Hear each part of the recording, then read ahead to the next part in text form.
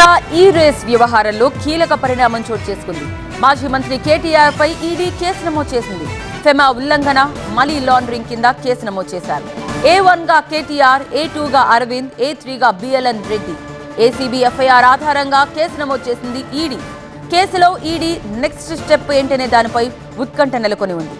ఈ రేస్ కేసులో కేటీఆర్ కు నేడు ఏసీబీ నోటీసులు ఇచ్చే అవకాశం ఉంది. కేటీఆర్ కు వరుస షాకులు తగులుతున్నాయి.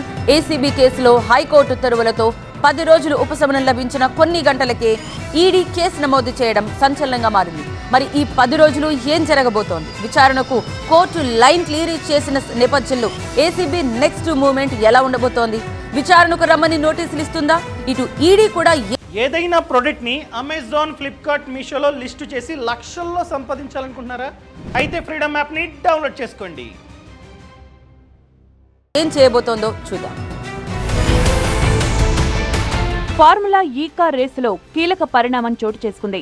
ఈ కేసులో ఈడీ రంగంలో దిగింది. ఇప్పటికే ఏసీబీ కేసు నమోదు చేసిన నేపథ్యంలో ఇందులో మనీ లాండరింగ్ వ్యవహారం కూడా దాగి ఉండడంతో కేసు నమోదు చేసింది. ఏసీబీ నుంచి సమాచారం తెప్పించుకున్న ఈడీ అధికారులు ఎఫ్ఐఆర్ ఆధారంగా కేసు నమోదు చేశారు. మనీ లాండరింగ్ నిరోధక చట్టం ప్రకారం కేసు రిజిస్టర్ చేసినట్లు తెలిపారు. ఈ కేసుకు సంబంధించిన సమాచారం కోసం తెలంగాణ ఏసీబీకి ఈడీ లేఖ రాసింది. కేటీఆర్ పై నమోదైన కేసు వివరాలు ఇవ్వాలని ఈడీ అధికారులను కోరింది.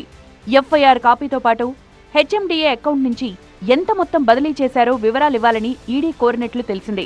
దానకిషోర్ ఫిర్యాదు కాపీ కూడా పంపాలని ఈడీ అధికారులు కోరారు. అయితే ఫార్ములా ఈ కార్ రేసుకు సంబంధించిన ట్రాన్సాక్షన్లు జరిగిన తేదీల వివరాలు ఇవ్వాలని ఈడీ కోరింది. వీటి ఆధారంగానే మనీ లాండరింగ్ నిరోధక చట్టం కింద కేసు నమోదు చేసింది. ఫార్ములా ఈ రేస్ వ్యవహారంపై ఇప్పటికే ఏసీబీ విచారణ స్టార్ట్ చేసింది. ఈ కేసుపై హైకోర్టులో కేటీఆర్ క్వాష్ పిటిషన్ దాఖలు చేశారు. ఇరు వర్గాల వాదనలు విన్న ధర్మాసనం కేటీఆర్ను ఈ నెల 30 వరకు అరెస్టు చేయవద్దని, అయితే దర్యాప్తు చేసుకోవచ్చని సూచించింది. తదుపరి విచారణను ఈ నెల 27వ తేదీకి వాయిదా వేస్తూ అప్పటి వరకు కౌంటర్ దాఖలు చేయాలని ప్రభుత్వాన్ని ఆదేశించింది.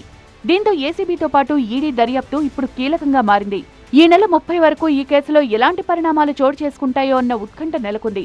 త్వరలోనే ఏసీబీ ఈ కేసులో A1 గా ఉన్న కేటీఆర్, A2 గా ఉన్న ఐఏఎస్ అధికారి అరవింద్ కుమార్, A3 గా హెచ్డీఎఫ్ చీఫ్ ఇంజనీర్ బిఎల్ఎన్ రెడ్డిలకు నోటీసులు జారీ చేసే ఛాన్స్ ఉంది. మరోవైపు ఈ కేసులో తన వర్షన్ను కేటీఆర్ బలంగా వినిపిస్తున్నారు. ఫార్ములా ఈ కార్ రేస్ కేసులో అరపైసా కూడా అవినీతి జరగలేదని కేటీఆర్ అంటున్నారు. కోర్టులోనూ ఇదే వాదన వినిపించారు.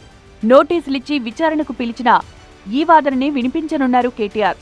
అటు ఈడీ, ఇటు ఏసీబీ ఎంక్వైరీతో రాజకీయంగా ప్రకంపనలు సృష్టిస్తోన్న ఈ కేసులో ఈ నెల 30 వరకు ఇంకా ఎలాంటి పరిణామాలు చోటు చేసుకుంటాయో చూడాలి.